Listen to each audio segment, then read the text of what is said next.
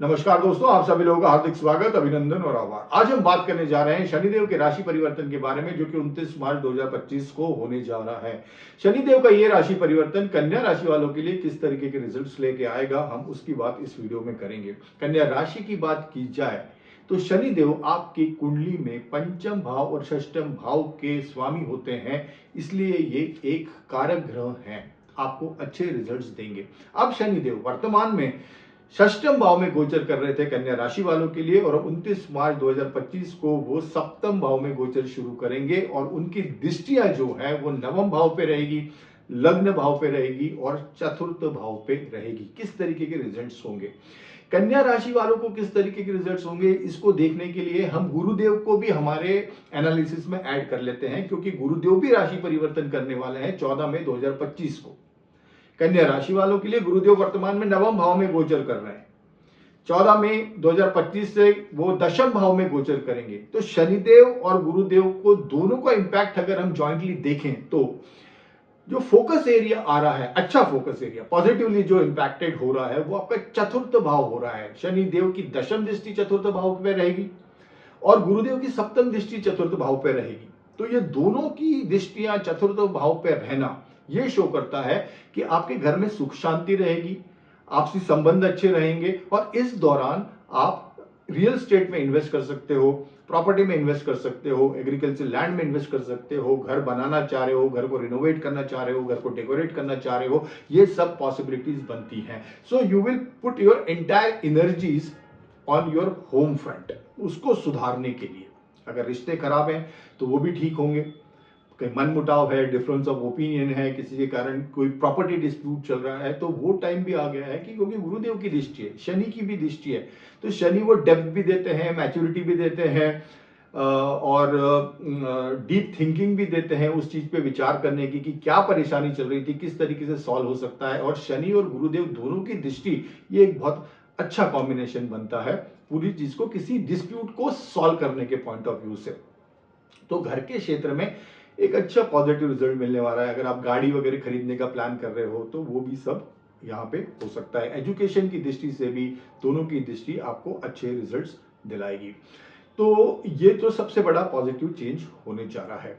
दूसरा important change क्या होने जा रहा है कि शनिदेव अभी तक षष्टम भाव में गोचर कर रहे हैं, अब वो सप्तम भाव में गोचर करेंगे 29 मई 2025 से।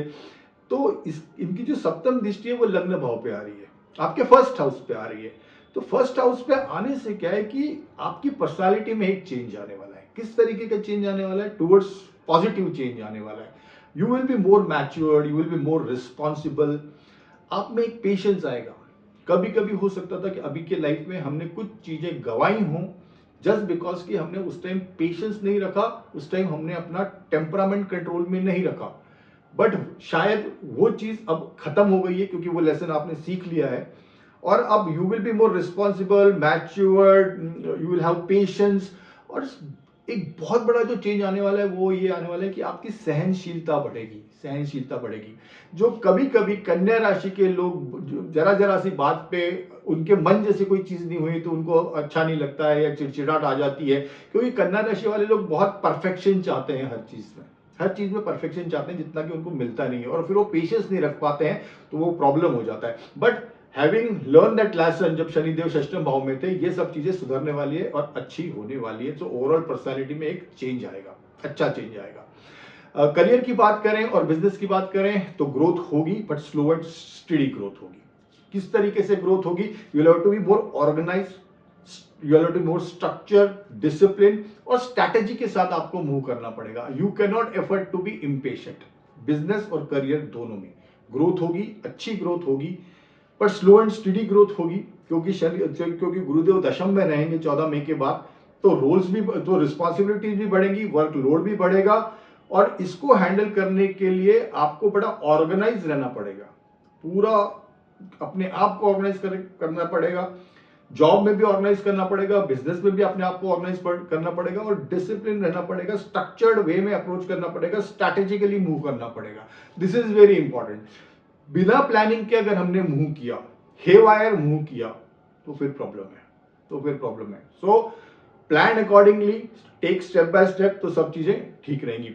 रोल्स एंड रिस्पॉन्सिबिलिटीज बढ़ेंगी, वो मैंने वैसे ही बताया, तो वो आपको हैंडल करना है। शेयर मार्केट की बात करें तो ये भी पीरियड एक अच्छा पीरियड आने वाला है, प्रोवाइडेड कि आप लॉन्ग टर्म इन्वेस्टमेंट करें, शॉर्ट टर्म के इसमें ना पड़े। अगर आप शेयर मार्केट में डील करते हैं तो जस्ट इंश्योर कि you are should be into long term, जल्दीबाजी में पैसा कमाने के चक्कर में ना पड़े। That is a advice and a message also.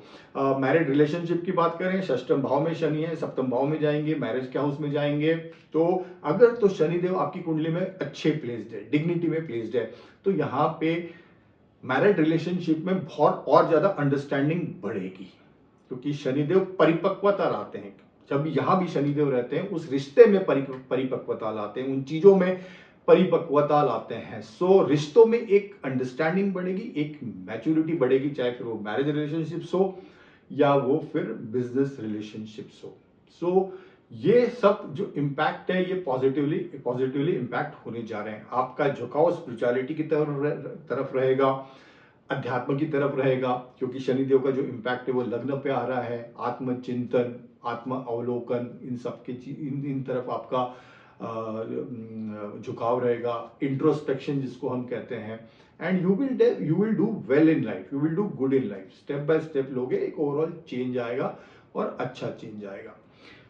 अगर हम थोड़े से किन किन क्षेत्रों में कॉशियस रहना है तो वो भी हम बात कर लेते हैं कि हमारे को जिस चीजों में कॉशियस रहना है वो इसमें रहना है कि हमको थोड़ा पेशेंट रहना है, इंपल्सिव डिसीजंस नहीं लेने हैं, क्योंकि डिपेंडिंग अपॉन कि आपकी कुंडली में मंगल का प्लेसमेंट कैसा है वो भी देखना जरूरी है।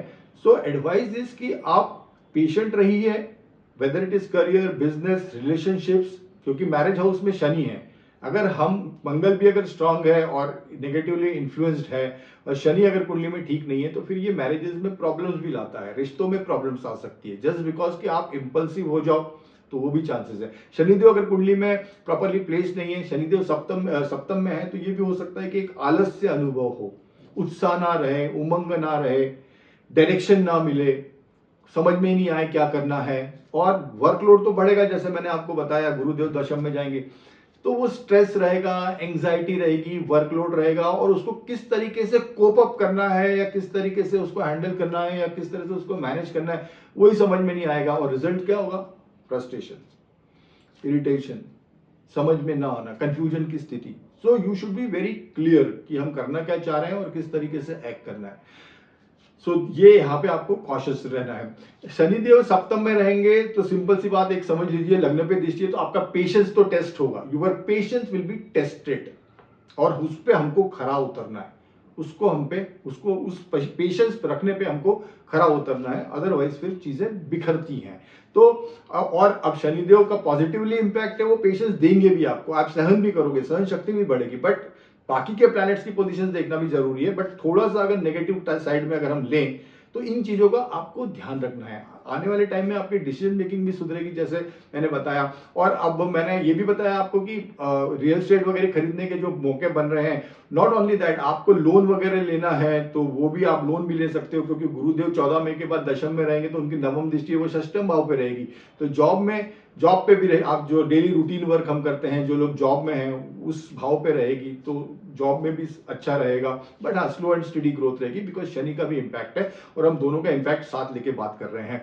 तो लोन लेने की बात करो तो उसमें भी रहेगी, हेल्थ में भी सुधार आएगा, आपकी कंपटीशन को भी आप ठीक से मैनेज करोगे क्योंकि गुरुदेव की दृष्टि वहां पर रहेगी। सो ओवरऑल इंपैक्ट देखा जाए तो कन्या राशि वालों के लिए अच्छा इंपैक्ट रहेगा। हाँ, शनिदेव सप्तम में है तो पेशेंस टेस्ट होगा, बट अगर हम हमारा अप्रोच बड़ा मैच्योर्ड है, हमारा अप्रोच बड़ा थॉटफुल है, विथ कंप्लीट माइंडफुलनेस हम ऑपरेट कर रहे हैं और विथ प्लानिंग के साथ ठीक से ऑर्गेनाइज करके हम अपने आप को मैनेज कर रहे हैं, डिसिप्लिन में अपने आप को मैनेज कर रहे हैं, तो यही शनिदेव आपको बहुत अच्छे रिजल्ट्स देंगे। गुरुदेव भी दशम में है, वर्कलोड बढ़ाएंगे जैसे मैंने बताया, बट रिस्पॉन्सिबिलिटीज बढ़ेगी, प्रमोशन होगा, पैसा आएगा, रियल एस्टेट में इन्वेस्टमेंट होगा। सो ओवरऑल देखा जाए तो अच्छा है। बट हाँ, your patience will be tested, I am repeating again and again. So रिश्तों में पेशेंस रखिए, करियर में पेशेंस रखिए, कोई इंपल्सिव डिसीजंस ना लीजिए। ये जो शनिदेव और गुरुदेव का जो ट्रांजिट होने जा रहा है